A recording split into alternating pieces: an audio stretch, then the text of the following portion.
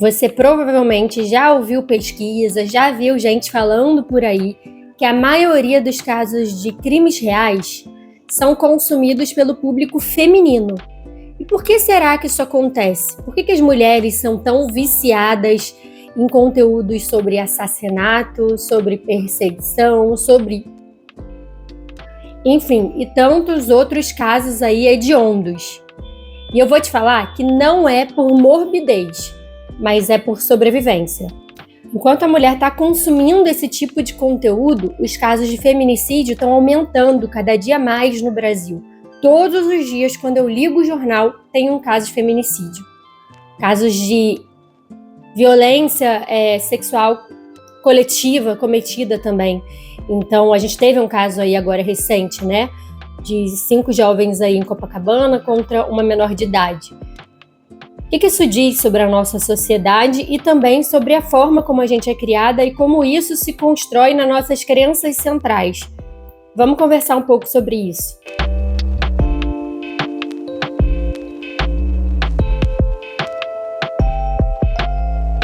A mulher realmente é a maior assídua e consumidora de conteúdos de crimes reais.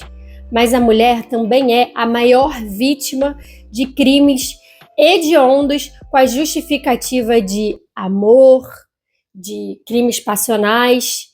E a maioria dos crimes são cometidos por pessoas conhecidas. Então a mulher, ela não está só curiosa, ela está estudando os padrões. Quando a gente assiste esse tipo de conteúdo, mesmo que a gente não saiba conscientemente por que a gente está consumindo esse tipo de conteúdo, de uma forma inconsciente, a gente está estudando padrões, antecipando comportamentos, criando formação de repertório, leitura de sinais, criando sensibilidade a microcomportamentos. A gente busca nesse conteúdo algumas coisas específicas. Como que começou? Quais foram os sinais? O que ela podia ter feito de diferente? Como que eu vou me prevenir num caso como esse? Isso é estratégia adaptativa, isso não é histeria. E aí, enquanto nós, mulheres, estamos estudando sobre sobrevivência, os homens estão estudando sobre dominação. E aí os conteúdos Red Pill aumentam, e a vitimização do homem, e piadas diminuindo aí a responsabilização do criminoso, colocando a culpa na vítima. Esses homens começam a criar conteúdo dizendo que a mulher manipula, começam a desumanizar as mulheres nesses discursos de ódio. Então a gente pode perceber que enquanto um grupo está estudando sinais de perigo, o outro está estudando formas de aperfeiçoar a manipulação. E aí o que começa a acontecer? A gente começa a se apegar a coisas muito loucas. Então, por exemplo, lançou o filme A Empregada e muitas pessoas, principalmente as mulheres, estavam indo assistir o filme e dizendo: nossa, que filme incrível, maravilhoso. E mal sabem explicar por que o filme é incrível e maravilhoso. Porque realmente dá uma sensação de ufa, sabe? A justiça foi feita, digamos assim. Do que o filme se trata?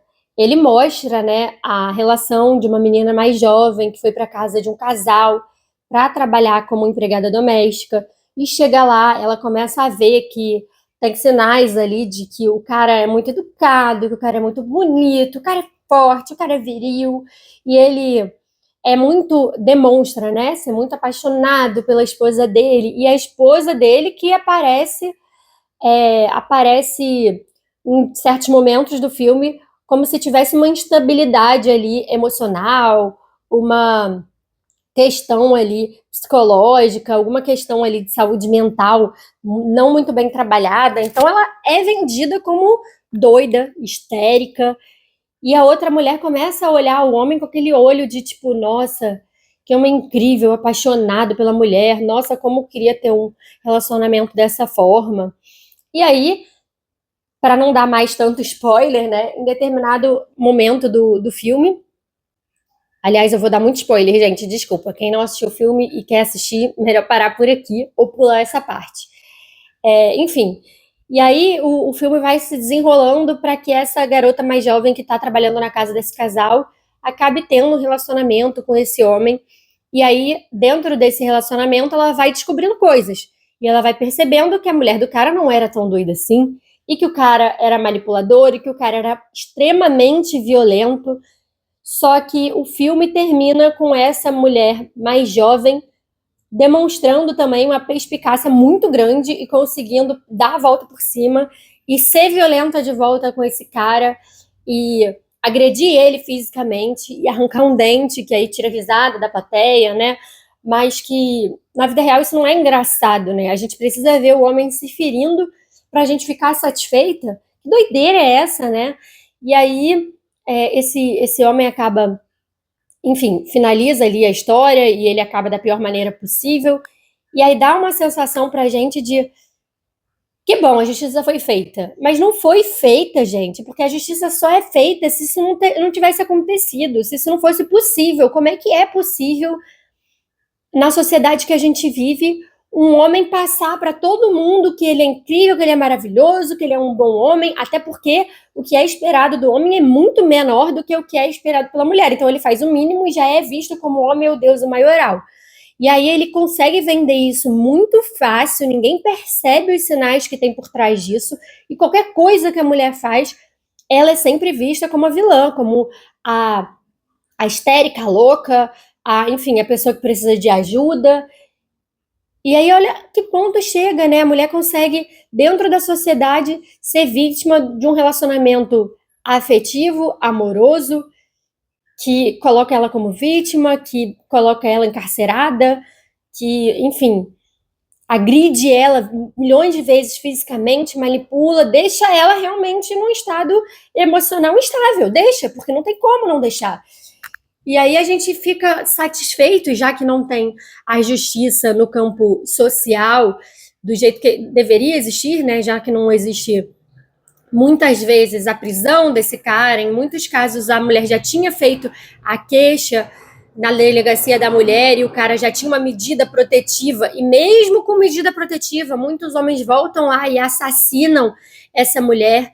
Então, já que não tem justiça da forma que deveria existir, então a gente sente um prazer, né, de ver a justiça sendo feita de outra forma.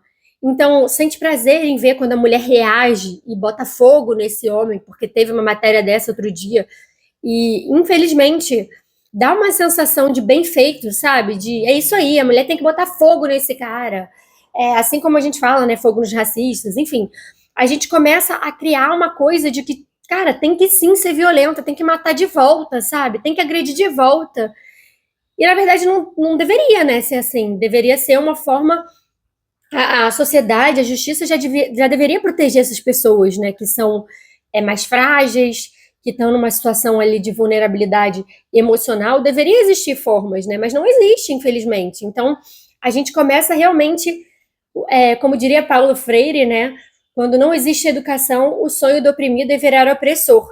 E é isso que acontece, a gente começa a sonhar com esse momento que as mulheres vão reagir e vão começar a virar sanguinárias e vão assassinar todos os homens e que vão degolar, sabe? É uma coisa louca. E aí a gente tem que pensar mesmo nesses padrões, nessa forma que a sociedade está instituída, porque de fato vai deixando a gente meio lelé da cuca e a gente tem que ficar refletindo o tempo todo para conseguir se manter estável e lutar pelo que faz sentido, né?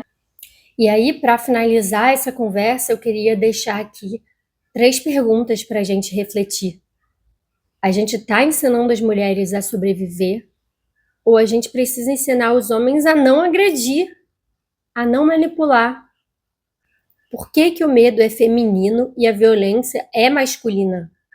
E até quando a prevenção vai ser responsabilidade da vítima e não uma responsabilidade cultural, social, dos homens também, das mulheres, das políticas públicas?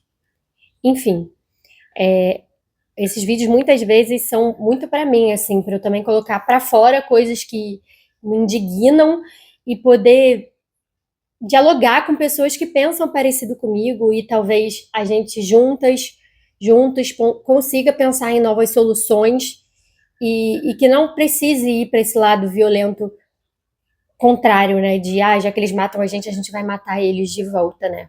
Mas que a gente consiga, de fato, mudar pela educação e não o oprimido virando opressor. Enfim, se você assistiu esse vídeo até aqui, se ele fez sentido para você, se você acha importante compartilhar ele com outra pessoa, faça isso, por favor, deixe um like, que isso também ajuda esse conteúdo a chegar para outras pessoas. E eu te vejo no próximo vídeo, na nossa próxima pausa. Um beijo e até a próxima!